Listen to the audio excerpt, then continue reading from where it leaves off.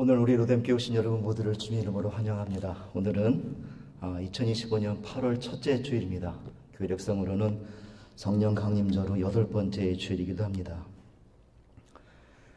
이 시간 하나님께 머리 숙여 기도함으로 8월 첫째 주 8월 3일 주일 오전 예배를 시작하겠습니다.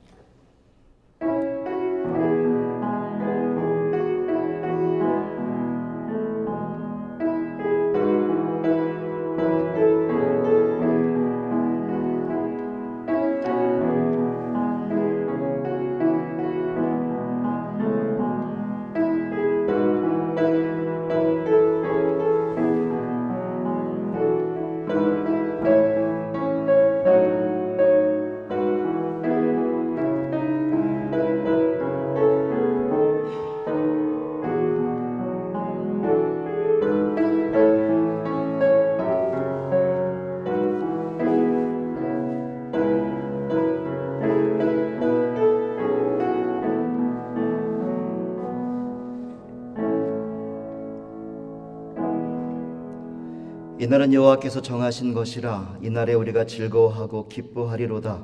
여호와여 구하옵나니 이제 구원하소서. 여호와여 우리가 구하옵나니 이제 형통하게 하소서.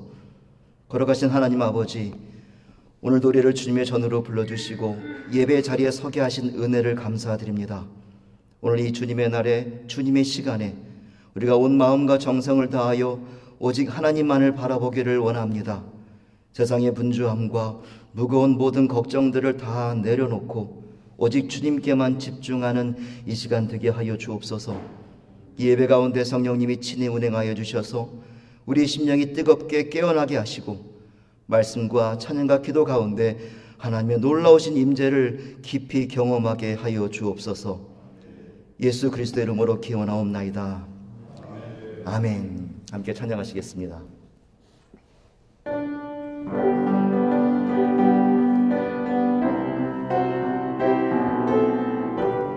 찬양하라 내 영혼아, 찬양하라 내 영혼아, 찬양하라 내 영혼아, 찬양하라 내 영혼아, 내 속에 있는 것들아 다 찬양. 한 번 더 합니다. 찬양하라 내 영혼아, 찬양하라 내 영혼아, 찬양하라 내 영혼아, 내 속에 있는 것들아 다 찬양. 감사하라 내 영혼아, 감사하라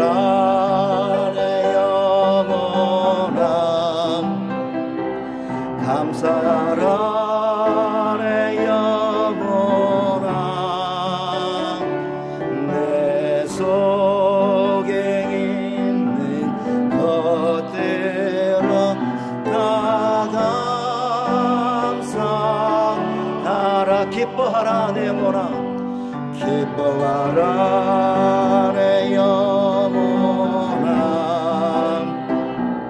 기뻐하라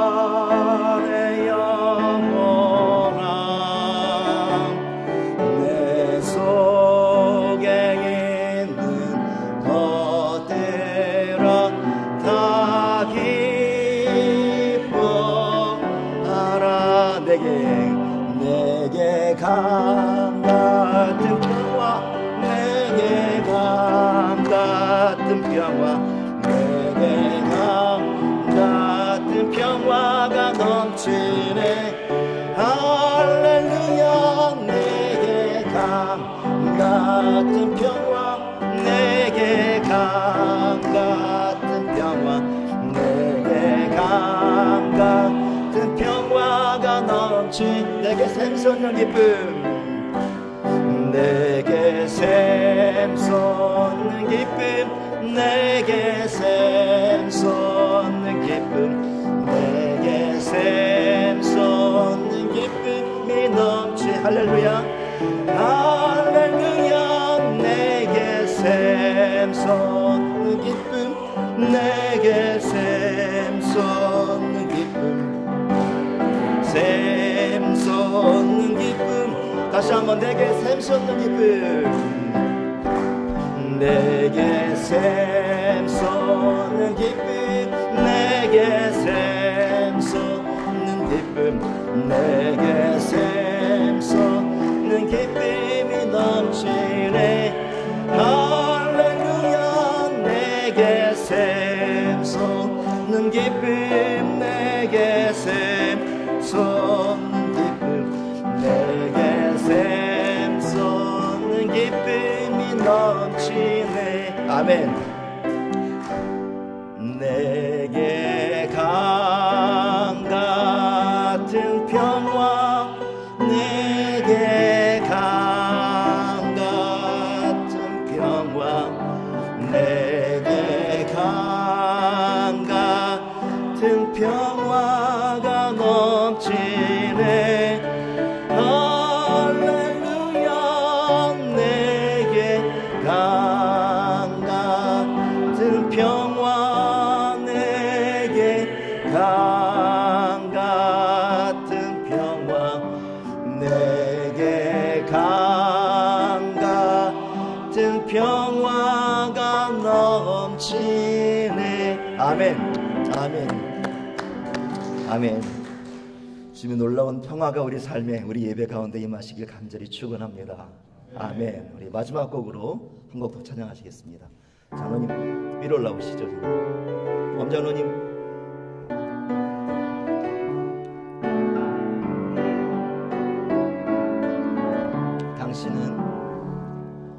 당신은 하나님의 자녀, 당신은 하나님의 선물,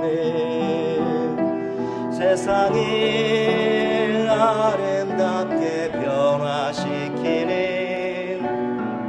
당신은 축복의 통로, 당신은 하나님의 기쁨, 당신은 하나님의 노래, 당신의 발걸음이 닿는 곳, 주님이 함께 계시죠. 사랑합니다. 사랑합니다. 사랑합니다. 사랑합니다. 당신을 사랑합니다. 예수 안에서 행복하기를 항상 기도할게요. 사랑합니다. 사랑합니다. 당신을 사랑합니다. 사랑합니다. 사랑합니다. 당신을 사랑합니다. 예수 안에서 행복하기를 항상 기도할게요. 아멘. 이 시간은 예배를 위해서 엄창섭 장로님께서 기도 인도해 주시겠습니다.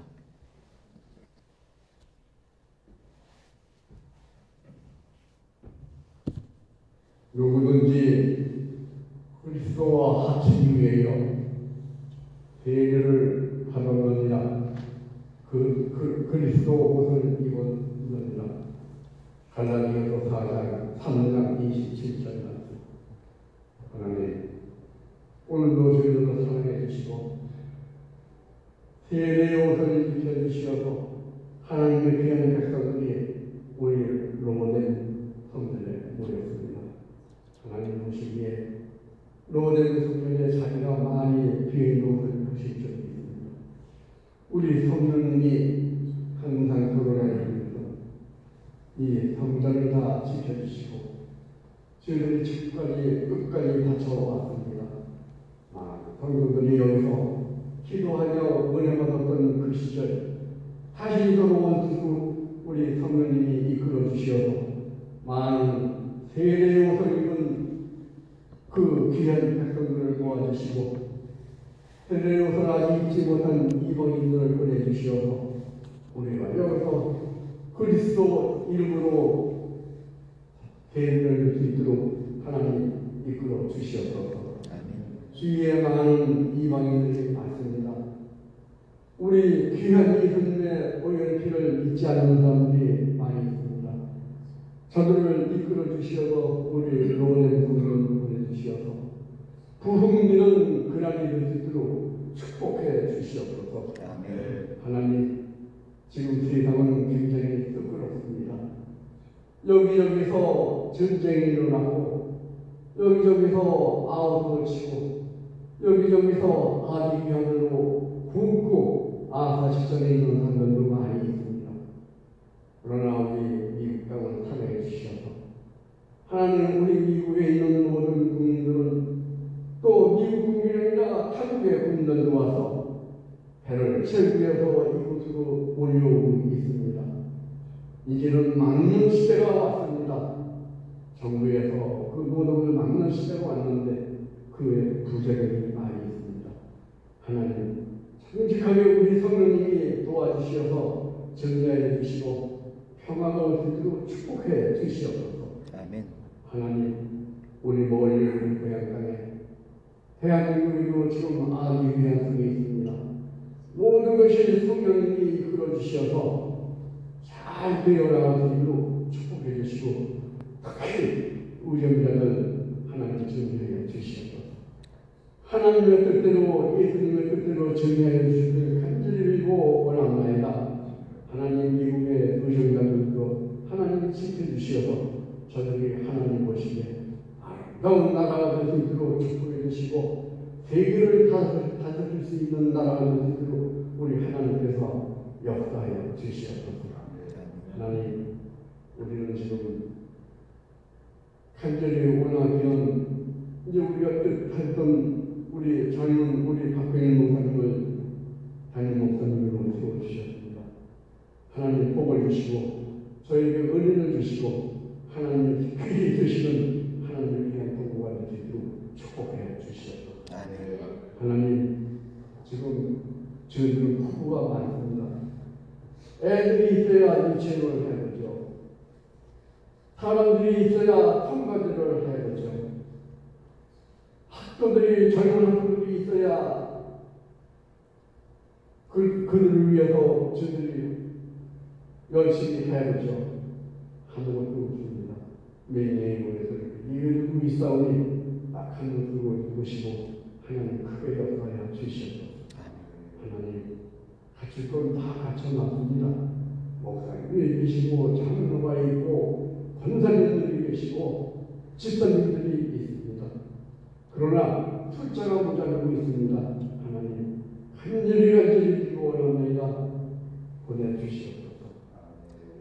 하나님, 어렵고 힘든 과정을 우리 지켜나갈 수 있는 축복해 주시고 하나님께 큰 은혜가 될 수 있도록 이 로렌피를 축복해 주시옵소서. 아멘.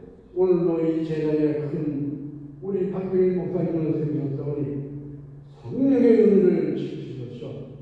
성령의 근망을 입혀주시어서 하나님의 말씀을 선포할 적에 큰 은혜가 될 수 있도록 하나님 역사하여 주시옵소서. 아멘. 귀한 예수님 받들고 기도드립니다. 아멘. 아멘.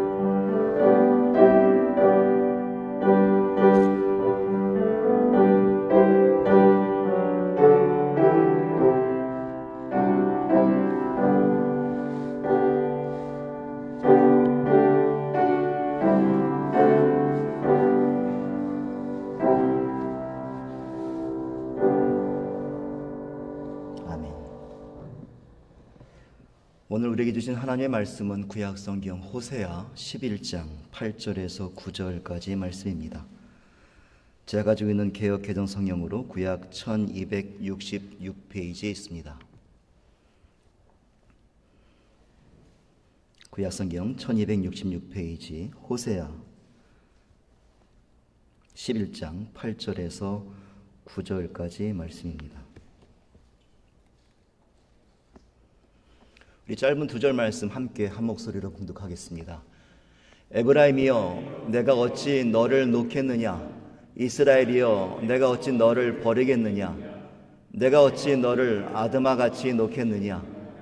어찌 너를 스보임같이 두겠느냐? 내 마음이 내 속에서 돌이키어 나의 긍휼이 온전히 불붙듯 하도다. 내가 나의 맹렬한 진노를 나타내지 아니하며 내가 다시는 에브라임을 멸하지 아니하리니 이는 내가 하나님이요 사람이 아님이라. 네 가운데 있는 거룩한 이니 진노함으로 내게 임하지 아니하리라. 아멘. 오늘은 호세아서 11장 8절 9절 말씀 본문을 가지고 내가 하나님이요 사람이 아님이라 이 제목으로 말씀을 전하겠습니다. 지난 4월에 한국의 감독이죠. 장성호 감독이 만든 예수의 생애를 다룬 애니메이션이 북미에서 개봉이 되었어요. 만화 영화인데도 불구하고 한국인 감독이 만든 이 영화가 미국에서만 6천만 달러를 흥행 수익을 거두었다라는 이야기가 있었습니다. 기생충을 넘었다고 하죠. 참 한국인으로서 자랑스럽기도 하고 대단한 기록인 것 같습니다. 나중에 이 감독의 인터뷰를 보니까 이런 내용이 있더라고요. 자신이 기독교인이랍니다. 그리고 자기가 받았던 예수님의 크고 놀라우신 사랑을 세상에 알리고 싶었다. 그래서 이 영화를 전도 목적으로 만들었다는 거예요.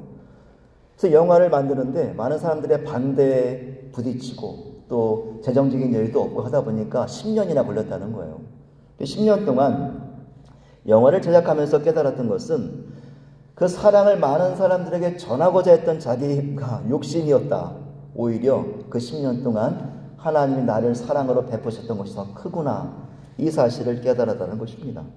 사랑을 전하려다가 오히려 더 깊은 사랑을 얻게 되었다. 이 인터뷰의 기사가 제 마음속에 남았습니다.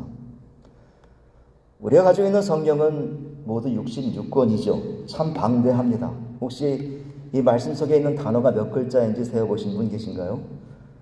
저는 시간이 없어서 못 세어봤습니다만 혹시 시간이 되시는 분들 한번 세어보세요. 저는 모르겠습니다. AI에 물어보니까 약 4,300만 글자라 그래요. 세어보실 엄두가 나시죠?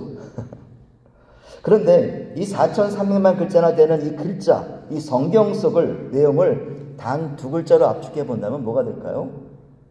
우리가 잘 아는 사랑일 거예요. 사랑. 하나님의 사랑, 예수님의 사랑, 성령님의 사랑. 이 두 글자를 또 하나의 이모티콘으로 바꿔보면 뭐가 될까요? 카톡에서 자주 사용하시는 빨간색 하트가 될 겁니다. 이 성경 전체가 하트 하나로도 표현되고 이해된다라는 것입니다. 그 많은 글자들, 이 사랑이란 말씀, 그 중에서도 오늘 호세아서는요, 그 사랑이 가장 깊숙이 세밀하게 잘 표현된 책으로 알려지고 있습니다. 지난주 우리는 호세아를 통해서 남편과 아내의 관계로 비유된 하나님의 사랑을 묵상했습니다. 아마 기억은 잘 안 나시겠습니다만 호세아가 어떤 여인을 아내로 맞이하죠? 음란한 여인을 만나서 음란한 자녀들을 낳는 그런 이야기를 전해드렸죠.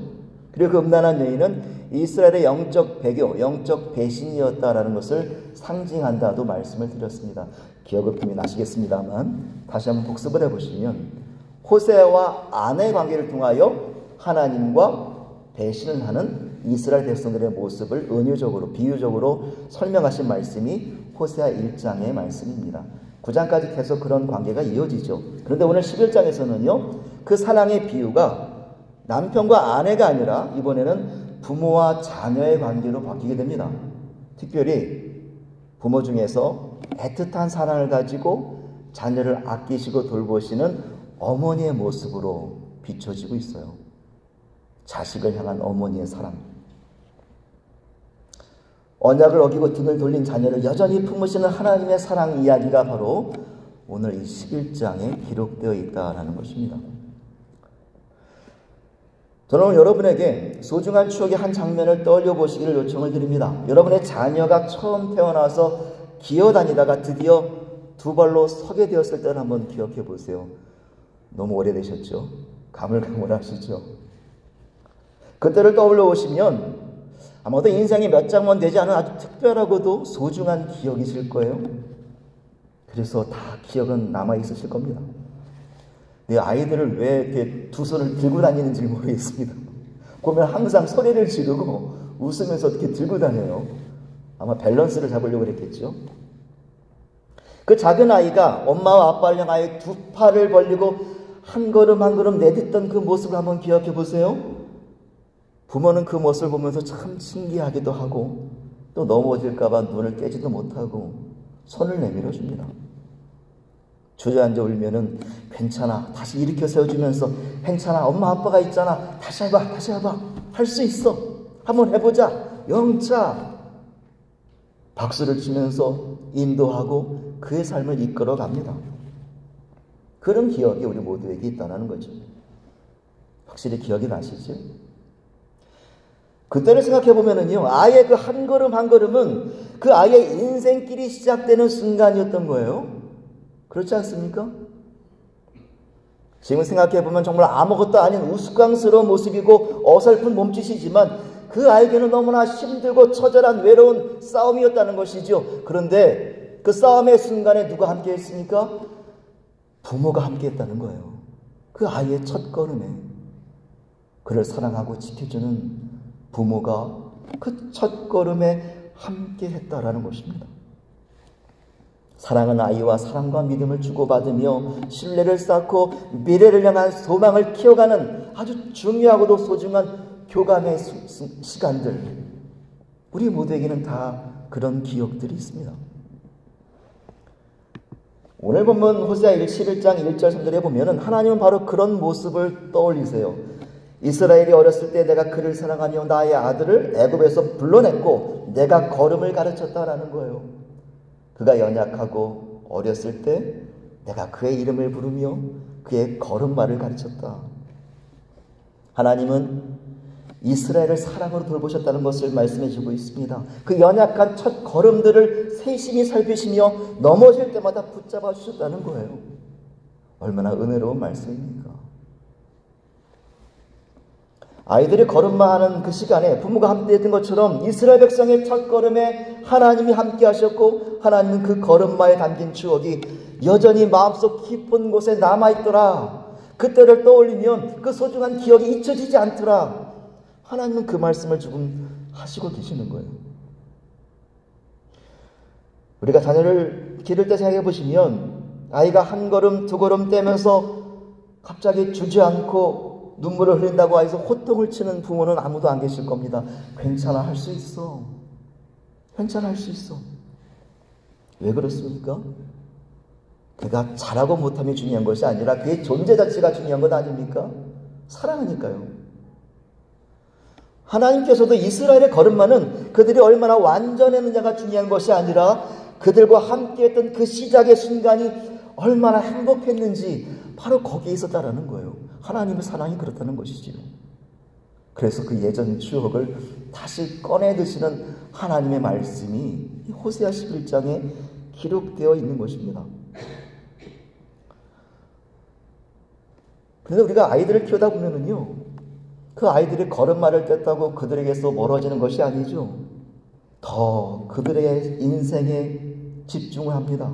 아이가 세상에 나가면 나갈수록, 실수하면 실수할수록, 넘어지면 넘어질수록 아버지, 어머니는요 단순히 손을 잡아주는 것을 넘어서 때로는 지켜보고 때로는 적극적으로 그 아이의 삶에 뛰어들어서 그를 보호하고 인도해 주더라는 것이지요. 오늘 또 다른 말씀은 하나님도 이스라엘에게 그렇게 하셨다는 것을 보여주고 있어요. 4절에 그 말씀이 소개되고 있는데 11장 4절 말씀을 우리 함께 읽겠습니다. 내가 사람의 줄, 곧 사랑의 줄로 그들을 이끌었고 그들에게 대하여 그 목에서 멍에를 벗기는 자같이 되었으며 그들 앞에 먹을 것을 두었노라. 아멘. 이 말씀은요, 이스라엘 백성이 애굽에서 종살이하던 그 과거를 떠올리게 합니다. 그들은 짐승처럼 멍에를 메고 고통받던 자들이었다는 거예요. 멍에라는 단어 혹시 아시죠, 여러분? 짐승에게 일을 시킬 때 그 머리에 어깨에 누르는 굴레를 멍에라고 하지 않습니까? 이 멍에를 맨 짐승은요, 자유도 없습니다. 멈춤도 없어요. 그저 주인이 시키는 대로 가야 하는 것이죠. 그게 멍에를 쓴 동물의 모습이에요. 하나님은 그 멍에 속 속박하던 멍에를 이스라엘의 어깨로부터 벗겨내셨다는 말씀이에요. 하나님은 이제부터 그들을 짐승으로가 아니라 하나님이 가장 존귀하게 생각하시는 대상 사람으로 대하시기 시작하셨다라는 겁니다. 사람으로. 하나님의 인격과 품성을 담은 사람으로 존귀하게. 또한 하나님께서는 그냥 자유를 주신 것이 아니라 사랑의 줄로 이끄셨다라고도 말씀합니다. 여기에서 사랑의 줄, 이 사랑이라는 말은 히브리어로 아하브라는 단어인데요. 이 아하브라는 세 글자 중에 하브라는 말이 동사로 주다라는 의미를 가지고 있거든요. 하브, 주다. 그러니까 하나님은 그들에게 사랑의 줄을 주시는데 그냥 사랑이 아니라 말뿐인 사랑이 아니라 끝없이 베풀고 헌신하고 아껴주는 그런 사랑을 허락하셨다는 거예요. 그런 사랑의 줄로 그들을 돌보셨다. 이 아브라는 단어가 신약시대에 와서 헬라어로 바꾸게 되면 우리가 잘 아는 조건 없는 사랑, 아가페가 되는 거예요. 그런 사랑을 받고 자란 이들이 이스라엘 백성들이다라는 거예요. 게다가 더 놀라운 것은요, 고통과 속박의 멍에를 벗겨주신 하나님이 그들을 존귀한 사람으로 바라보시고 사랑의 줄로 이끄시는데, 이 말씀을 사번역 성경은 이렇게 번역합니다. 나는 인장의 끈과 사랑의 띠로 그들을 묶어서 업고 다녔으며 그들의 목에서 멍에를 벗기고 가슴을 헤쳐 젖을 물렸다. 마치 아이가 배고플 때 그 배고픔을 염려하는 어머니처럼 사랑하는 아이를 위하여 따뜻한 가슴속에 준비된 오직 내 자식만을 위해 준비한 생명의 양식을 먹이시는 하나님의 놀라우신 지극한 헌신이 그 사랑줄에 담겨 있다는 거예요. 하나님의 사랑. 오늘날 우리도 어쩌면 보이지 않는 멍에를 짊어지고 갈 때도 있습니다. 세상이 주는 기준들에 의해서 또 남들과 비교하고 성취를 누려하고 평가를 받는 것에 의하여 또 지난 과거에 있었던 상처, 실패, 내가 관계하는 많은 사람들의 관계의 불안정, 이런 모든 것들이 우리를 멍에처럼 속박하고 올가매기도 합니다. 이런 것들이 거듭될수록 우리 삶의 무게는 점점 무거워지는 거죠. 힘들어합니다. 참 힘들다. 참 힘들다. 왜 이렇게 무거워? 왜 이렇게 무거워? 죄송합니다. 제가 제일 어립니다만 사는 게 참 힘들어요. 참 힘들어요. 그런데 그런 우리에게 하나님 말씀하십니다. 수고하고 무거워진 자들아 다 내게로 오라. 내가 너희를 쉬게 하리라. 여러분, 이 말씀이 얼마나 우리에게 소망이 되는 말씀이십니까? 은혜가 되지 않습니까? 세상은 우리에게 멍에를 주며 속박하고 구속하고 짐을 주지만 우리 하나님은 우리를 존귀하게 대하시는 사랑줄로 베푸신다는 거예요. 믿으십니까? 우리는 그 사랑줄 안에서 우리를 위해 준비하신 그 생명의 양식, 어머니의 젖가슴 속에 있는 그 양식을 먹으며 살아간다는 거죠. 하나님의 품 안에 머문다면, 하나님 안에서 하나님의 존귀한 보살핌을 받으며 안식하는 것, 그것이 우리가 누리는 신앙생활이라는 것입니다. 우리가 잘 부르는 찬양이 있죠. 고통의 멍에 벗으려고 예수께로 나갑니다. 자유와 기쁨 베푸시는 주께로 갑니다. 함께 불러볼까요?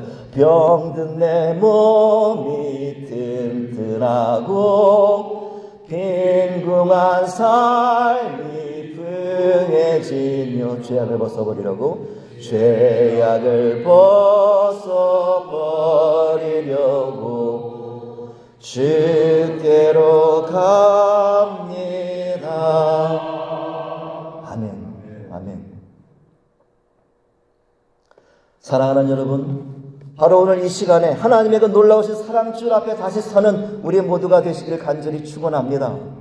하나님의 놀라운 그 구속의 은총을, 그 은혜를 누리며 살아가시는 거예요. 주께로 갑니다. 우리를 속박하는 일상의 모든 멍에를 벗겨주시는 하나님의 그 사랑줄 안에서 진정한 기쁨을 누리는 것이 우리가 믿음을 가지고 소망을 가지고 생활하는 이 믿음 생활이라는 거예요. 많은 분들이 참 좋아하시는 시편 23편은 이렇게 시작돼요. 여호와는 나의 목자시니 내게 부족함이 없으리로다. 그가 나를 푸른 풀밭에 누이시며 쉴 만한 물가로 인도하시는도다. 이 시는 다윗의 시인데 아마도 그의 어린 시절, 그의 목자였던 시절을 떠올리면서 썼을 것이다 라고 많은 사람들이 이야기합니다. 이 시를 자세히 보시면 이스라엘 삶이 그대로 다 녹아 있어요. 하나님을 목자라고 표현합니다. 하나님은 여호와는 나의 목자시다. 물론 다윗의 시대는 농경사회였습니다. 하지만 이스라엘이 과거에 광야에서 그 가축을 기르며 특정한 거주지 없이 살아가던 유목민의 삶을 노래한 것이지요. 목자로서의, 목동으로서의 삶을 노래합니다. 그 당시 이스라엘은 오직 하나님만을 목자로 삼고 그분이 주시는 꼴을 먹으며 살아가죠. 풀밭이 있는 초원으로 이끄시면 이끄시는 대로, 쉴만한 물가로 인도하시는 대로 목자이신 하나님을 섬기며 향해 가는 삶이 그들의 삶이었어요. 그럼에도 그들이 그 위험이 가득한 광야에서 두려워하지 않았던 것은 무엇이었습니까? 목자이신 주님의 여호와의 지팡이와 막대기가 그들을 안위하시기 때문이었습니다. 이 고백이 바로 유목민이었던 이스라엘의 하나님을 향한 순수한 신앙이었다는 거예요. 그런데 그들이 변하기 시작하죠. 가나안에 정착하면서 농경 문화를 처음 접하게 됩니다. 다른 삶의 방식이었죠. 땅을 일구고 수확을 기다려야 합니다. 거기서 무엇을 느끼냐면요. 비가 필요하구나. 풍요를 얻어야 내가 먹고 사는구나. 그런 깨달음을 얻게 되는 거예요. 생존의 문제죠. 그러면서 가나안 사람들이 섬겼던 농경신, 이 바알의 유혹에 노출이 되기 시작합니다. 이 바알이라는 말은 주인이라는 뜻을 가지고 있어요. 그 당시 가나안 민족들은 이 바알을 농사에 필요한 비, 토지의 비옥함, 또 풍성한 결실을 가져다 주는 주인으로 섬겼는데 이스라엘이 그들의 모습을 보면서 생각하는 거죠. 이 땅에 살려면 바알을 섬겨야 하는구나. 그래야 농사가 잘 되는구나. 하나님도 믿어야 하지만 혹시 모를 위험에 대비해 바알도 함께 보험처럼 가져야 되는구나. 신앙적 타협이 일어난다는 거죠. 그래서 그들의 모습을 보면 2절에 보니까 바알들에게 제사를 드리고 우상 앞에서 분향하였다. 3절에 보면 하나님은 그들을 고치시려 애쓰셨지만 5절에 그들은 깨닫지 못했고 오히려 애굽으로 되돌아가려 했다. 7절에 끝내 하나님의 부르심에도 돌아오지 않았다. 이에 대해 신학자 존 파이퍼 목사는 이렇게 경고합니다. 믿음은 온전히 하나님만을 의지하는 것이다. 그러나 우리는 종족 세상적인 무엇인가를 함께 붙잡으려 한다. 그 순간 우리의 마음은 하나님과 세상 사이에서 갈라지고 신앙도 분열된다. 우리가 세상적인 것을 붙잡으려 할 때 온전해야만 하는 그 거룩한 신앙이 분열된다는 거예요. 분열된다. 이 이야기는 오늘날 살아가는 우리에게도 경고의 메시지가 됩니다. 우리의 신앙 역시 세상과 적당히 타협하려고 하죠. 세상의 방식과 복을 붙잡으려다 보면 신앙과 세상적 안전망을 모두 갖고 싶은 유혹에 빠지기도 합니다. 신앙적으로는 하나님을 섬기려 하지만 현실의 불안과 혹시 모를 위험에 대비해 또 다른 믿음의 보험을 찾으며 온전해야 할 하나님의 신앙을 놓치는 모습도 우리 안에는 있다라는 것이죠. 이것이 바로 하나님의 마음을 아프게 했던 이스라엘의 영적 배교, 배신이었다는 거예요. 그리고 오늘 이 본문은 우리의 신앙을 되돌아보게 되는 영적 거울로 비추어주고 있습니다. 꽤 오래전에 제 친구가 저에게 들려준 이야기입니다. 그 아이가 5살 된 아들이었는데 밥을 먹는데 당근을 빼놓고 먹더라는 거예요. 그래서 이 친구가, 이 아빠가 그 아이에게 말했다는 거죠. 얘야, 당근도 먹어야지. 안 먹으면 엄마한테 혼난다. 그랬더니 이 아이가 아빠를 빤히 보면서 하는 이야기가 내가 넌 줄 알아?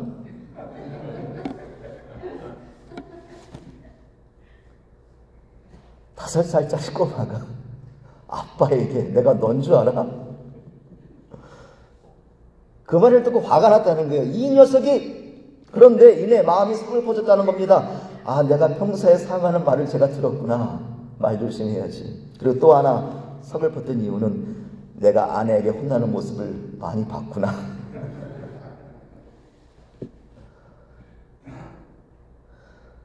성경학자들은 호세아서를 두고 성경 66권 가운데 하나님의 마음이 가장 인간적으로 드러나는 책이다라고 표현합니다. 하나님의 마음이 가장 인간적으로 표현되는 솔직한 책이다. 그런데 재밌는 것은요, 오늘 본문 8절 9절을 보면 이 모든 감정의 한가운데서 하나님이 이렇게 말씀하세요. 나는 하나님이요 사람이 아님이라. 분명히 인간의 내면의 모습을 그대로 소개하고 있는데도 불구하고 나는 사람이 아니고 하나님이다라고 말씀하는 거예요. 이 말씀은 마치 내가 너희와 같은 사람인 줄 아냐? 아니다. 나는 하나님이다. 그래서 너희를 이렇게까지 사랑할 수 있는 거야. 그래서 이렇게까지 너에게 베풀 수 있는 거야. 이 말씀을 주고 계시는 거예요. 내가 너희들인 줄 알아? 아니야. 하나님께서는 이스라엘의 배신에 대해 인간이 느끼는 상처와 분노를 그대로 느끼셨지만 사람이 아니시고 하나님이셨기에 전혀 다른 판단과 이해를 우리에게 보여주시고 계신다는 거예요. 특히 8절 말씀 보시면 하나님의 내면을 가장 극적으로 보여주는 본문이 나타나요. 여기에 보면 나의 긍휼이 온전히 불붙듯 하도다. 말이 참 어렵죠. 나의 긍휼이 온전히 불붙듯 하도다. 왜 이렇게 번역을 했는지 모르겠습니다만 굉장히 어려워요. 이해가 되지 않습니다. 그런데 이 본문과 동일한 히브리 원어를 가진 말씀이 예레미야 애가 1장 20절에도 동일하게 있어요. 거기에 보니까 나의 애를 다 태운다라고 표현했어요. 나의 애를 태운다. 이 말씀을 새 번역에서는 애간장이 녹는다. 바른 성경에서는 내 창자가 끓는다. 공도 번역에서는 가슴이 미어지는 듯하다라고 번역을 합니다. 하나님께서는 죄악된 이스라엘을 바라보시면서 창자가 끓고 가슴이 미어지는 듯한 참을 수 없는 그 고통을 느끼고 계신다라는 거예요. 신학자 매튜 헨리는 이 장면을 이렇게 설명합니다. 하나님의 심장 속에서 그 내면 속에서 이 공의와 자비가 서로를 칼을 겨누고 싸우는 전쟁과 같은 그런 모습이다. 공의는 그들은 내 이름을 더럽히고 배신했으니 반드시 심판받아야 해. 이렇게 소리치는 반면에 자비는 울부짖습니다. 아니야, 내가 그들을 먹이고 걸음마를 가르쳤고 내가 안아주었던 아이들이야. 절대 그 사랑을 포기할 수 없어. 이 공의와 자비가 하나님의 내면 속에서 치열하게 전쟁을 벌이고 계시다는 거예요. 그런데 그 치열한 전쟁 속에서 누가 승리했겠습니까? 그 말씀이 오늘 우리가 읽은 본문 8절 9절에 있어요. 새 번역에서는 이렇게 이야기합니다. 에브라임아, 내가 어찌 너를 버리겠느냐? 내가 어찌 너를 원수의 손에 넘기겠느냐? 내가 어찌 아드마와 스보임처럼 너희를 심판하겠느냐? 나는 다시는 멸망시키지 않겠다. 왜냐하면 나는 하나님이요 사람이 아니기 때문이다. 그래서 아드마와 스보임이라는 도시는 소돔과 고모라가 멸망당할 때 함께 멸망당했던 그런 죄악이 가득한 도시였어요. 하나님 내면 속에서 어떤 그 공의와 자비의 전쟁은 하나님의 자비하심이 이겼다는 거예요. 왜냐하면 그분은 사람이 아니시기 때문에. 우리가 살아가면서 수없이 실수하고 하나님을 저버릴 때도 하나님은 뭐라고 말씀하시겠습니까? 나는 하나님이야. 나는 하나님이야. 그래서 너를 다시 안아줄 수 있어. 다시 사랑할 수 있어. 그러니 너도 나에게 돌아오면 다시 회복될 거야. 다시 걷기 시작할 수 있을 거야. 다시 일어날 수 있어. 이것이 하나님만이 우리에게 베풀어 주시는 사랑이라는 거예요. 여러분, 성경은 우리로 하여금 사람을 믿으라 하지 않습니다. 우리처럼 쉽게 상처받고 쉽게 끊어버리는 존재가 아니라 끝까지 사랑하시는 분, 끓어오르는 그 긍휼로 인내하시는 그 하나님을 믿으라고 우리에게 말씀하고 있습니다. 우리가 믿고 신앙하는 대상은 사람이 아니라 하나님이시기 때문에 연약하고 흔들리는 우리를 위하여 여전히 세상 속 유혹에 방황하는 우리를 위하여 기다리시고 또 기다리시며 용서하시고 또 용서하시며 우리의 회복을 이루어 가신다는 거예요. 사랑하는 여러분, 오늘 그 사랑의 하나님을 바라보며 그 하나님 앞에 다시 서시는 결단이 일어나기를 간절히 축원합니다. 그 하나님이 계시기 때문에 우리 삶에는 여전히 감격을 누릴 수 있는 것입니다. 그 하나님이 계시기 때문에 우리는 기쁨을 바라볼 수 있는 거예요. 소망이라는 것이 생기는 것입니다. 우리를 향하여 베푸시는 하나님의 놀라운 그 사랑줄을 단단히 붙잡으시길 원합니다. 그리고 그 사랑 안에서 우리의 삶이 하나님께서 주시는 기쁨과 축복으로 채워지는 그 놀라운 은혜를 누리시는 우리 모두가 되시기를 간절히 축원합니다. 제가 커피를 좋아해서 이 커피에 관한 아티클을 많이 읽는데요. 며칠 전에 흥미로운 글을 하나 읽었어요. 그 세계적인 커피 머신 브랜드 스메그사의 제품 매니저, 그 커피에 대해서 전문가죠. 그 사람이 말하기를 완벽한 에스프레소를 만들기 위해서는 모든 절차와 과정들이 굉장히 중요하다는 거예요. 원두를 얼마나 가늘게 혹은 굵게 분쇄할 것이냐, 그리고 원두를 갈아서 이 템핑이라고 하죠. 여기다 놓고 누르는 그 압력이 얼마나 적당하냐, 그리고 물의 온도가 몇 도냐, 그 물을 추출하는, 커피를 추출하는 시간이 몇 분이냐, 이 모든 과정들이 완벽해야 가장 맛있는 커피를 만들어낼 수 있다는 거예요. 그래서 비싼 기계일수록 수만 번의 테스트를 거쳐서 가장 완벽한 환경과 완벽한 수치를 찾아내고 그 데이터를 가지고 이 머신을 만든다는 거죠. 그러니까 비싼 커피 머신일수록 그들의 놀라운 기술력이 담겨 있다는 거예요. 그런데 그 전문가가 말하기를 아무리 비싸고 좋은 자동 머신이라 할지라도 사람이 만든 손맛을 따라갈 수 없답니다. 왜냐하면 커피를 만드는 매 순간마다 변수라는 것이 생기대요. 그날의 날씨, 습도, 그리고 커피를 좋아하는 사람의 습성, 기호도. 그 변수에 대응할 수 있는 것은 기계가 아니라 사람이라는 거예요. 그 사람의 손길로 만든 커피가 가장 맛있는 커피다. 그 전문가가 그렇게 얘기하는데 그 글을 읽으면서 문득 이런 생각이 들었어요. 무심코 마시는 이 커피 한 잔에도 사람의 손길이 이렇게 중요하다면 우리의 인생을 빚어가시는 하나님의 손길은 얼마나 더 깊고 세심하시고 따뜻할까라는 그런 이야기죠. 사랑하는 여러분, 오늘 저와 여러분의 삶 속에서 손을 내밀고 계시는 분은 우리 삶의 모든 환경과 변수를 너무나 잘 아시는 하나님이십니다. 믿으십니까?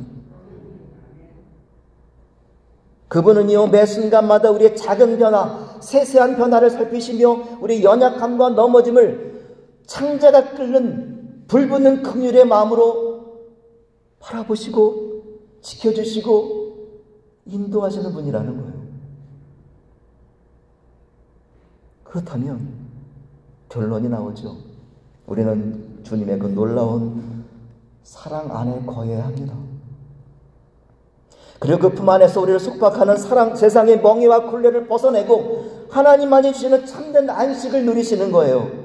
그리고 우리를 회복시키시는 하나님의 그 놀랍고도 섬세하신 손길, 그 사랑줄에 의지하여 우리의 삶이 영광스러운 승리로 바뀌는 역사를 경험하시는 거예요.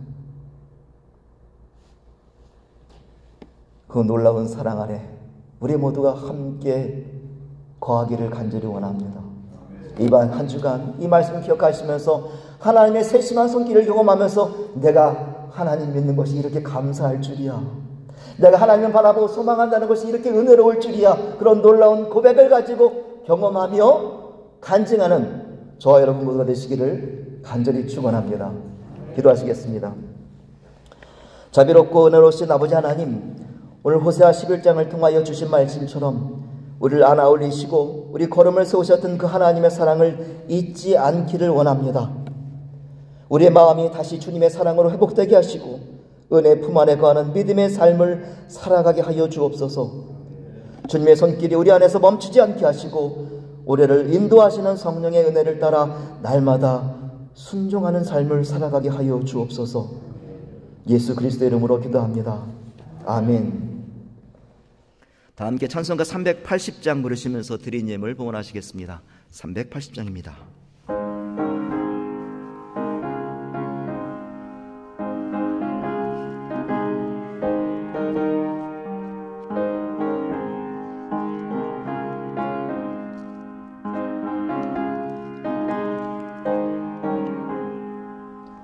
나의 생명 되신 주 주님 앞에 나아갑니다.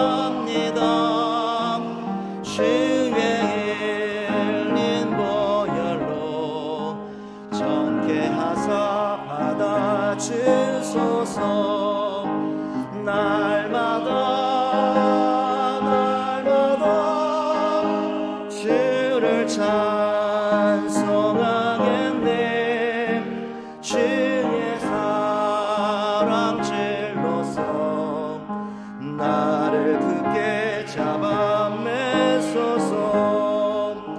괴로운 세상 지낼 때 나를 인도하여 주소서. 주를 믿고 나가면 나의 길을 잃지 않겠네. 날마다 주를 찬송하겠네. 주의 사랑질로서 나를 굳게 잡아 매소서. 세상 살아갈 때에 주를 더욱 사랑합니다. 밝고 빛난 천국에 나의 영혼 들어가겠네.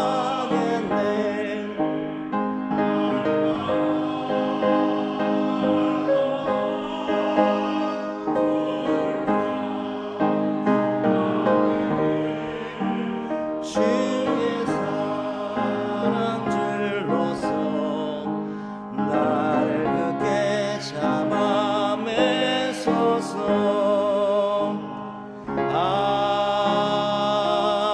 아멘. 자비로우신 하나님 아버지, 오늘도 우리를 주님의 전으로 부르시고 예배하게 하시니 참 감사합니다. 우리가 가진 모든 것이 주님께로부터 왔음을 고백합니다. 그리고 이 시간 우리에게 부어주신 은혜의 많은 선물들 중에 일부를 우리의 정성과 기도를 담아 겸손히 주님께 올려드리길 원합니다. 아벨의 제사와 같이 흠없는 우리의 온전한 손길을 기억하여 주시고 연락하여 주시기를 간절히 원합니다. 또한 이 예물이 쓰이는 자리마다 하나님의 통치가 일어나는 곳이 되게 하시고 고통받는 이들이 위로를 얻고 지친 자들이 소망을 회복하는 귀한 은혜 역사가 일어나게 하여 주시옵소서. 하나님, 이 예물과 함께 삶의 여러 자리에서 헌신하는 성도들도 함께 올려드립니다. 또한 드러나지 않는 곳에서 기도하며 섬기는 손길들도 있습니다.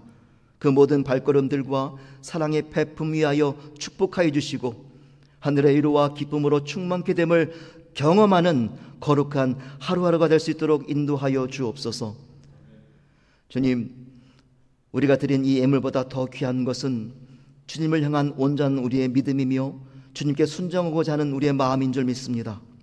이 고백의 예물 위에 함께 담기게 하시고 그 믿음의 씨앗이 열매 맺는 삶을 살아낼 수 있도록 우리의 삶을 이끌어 주옵소서. 오늘도 우리에게 감사를 가르쳐 주시는 예수 그리스도 이름으로 감사하며 기도합니다. 아멘. 지금은 성도의 교제를 나누는 시간입니다. 좌우 양옆 또 앞뒤에 계신 분들과 사랑 인사 나누겠습니다. 주님의 이름으로 사랑합니다. 주님의 이름으로 사랑합니다. 감사합니다. 교회를 방문해 주신 분이 계십니다. 네, 유영삼 목사님 네, 친구분이신데 예.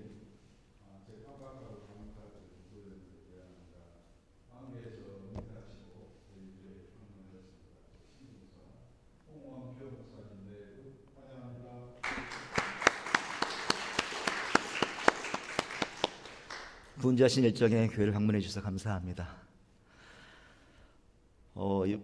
또 다른 분이 오셨는데 제가 소개를 해야겠죠. 예, 방학이라서 집에 왔다가 또 다음 주에 다시 학교로 돌아가는 제 아이들이 왔습니다. 잠깐 자리에서 일어날래? 네. 여러분 보실 때 왼쪽에 계시는 분이 하균이 큰아들이고 둘째가 예균입니다. 네, 감사합니다. 기대해 주셔서 학창생활 잘 보내고 있습니다. 아무쪼록 더 건강하게 자랄 수 있도록 기도와 사랑을 부탁을 드리겠습니다.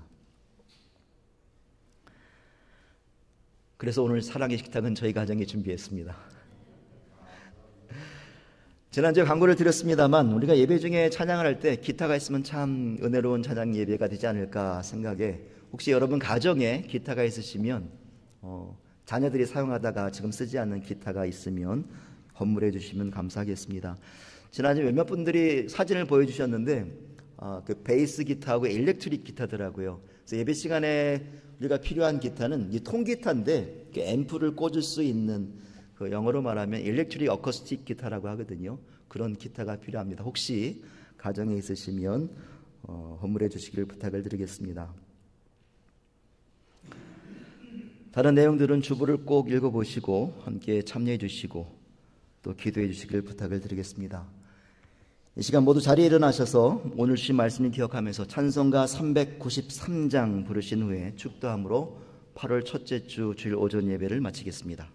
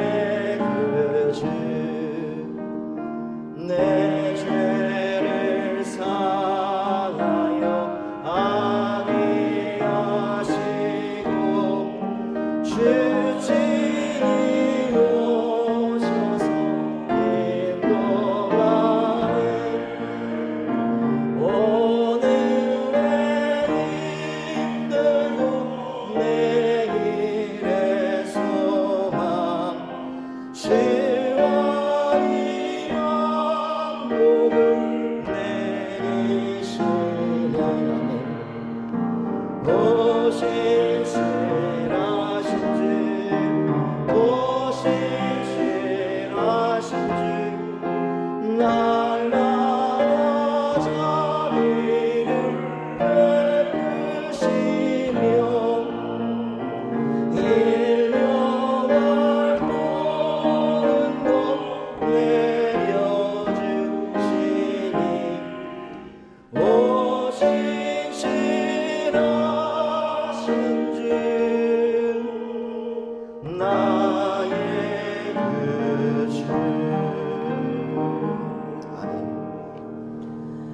이제는 우리 주 예수 그리스도의 은혜와 성령님의 교통하심이 오늘도 하나님의 따뜻한 손길 안에 거하며 그 은혜 속에 누리며 살아가기를 소망하는 사랑하는 우리 로뎀교회, 그리고 이곳에 방문하신 모든 가족과 그의 일터와 그의 자녀들 위해, 그리고 이 땅에서 신앙의 외로운 싸움을 벌이고 있는 수많은 선교사들과 신앙의 외로운 자들 위하여 주님께서 항상 함께 하시기를 간절히 축원하옵나이다.